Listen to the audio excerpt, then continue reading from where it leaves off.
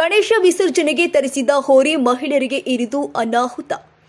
ಗಣಪತಿ ವಿಸರ್ಜನೆಯ ಮೆರವಣಿಗೆಗೆ ತಂದಿದ್ದ ಹೋರಿ ಇರಿತದಿಂದಾಗಿ ಇಬ್ಬರು ಮಹಿಳೆಯರು ಗಾಯಗೊಂಡಿರುವ ಘಟನೆ ಗದಗ ಜಿಲ್ಲೆಯ ಲಕ್ಷ್ಮೇಶ್ವರ ಪಟ್ಟಣದಲ್ಲಿ ಜರುಗಿದೆ.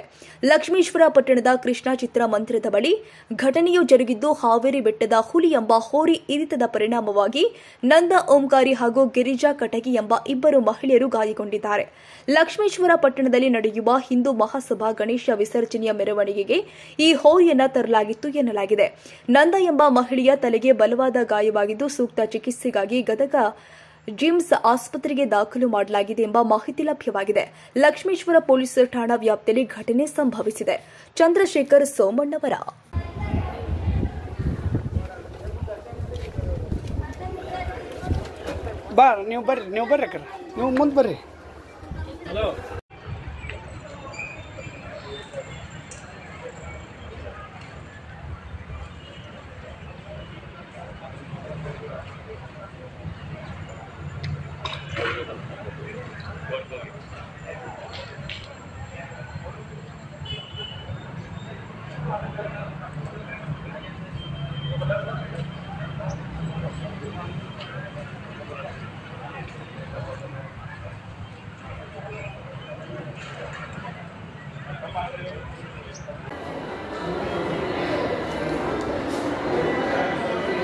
ಸಲಾइन ಯಾಕೆ ಬಂದ್ ಮಾಡಿದ್ರು ಅವರು?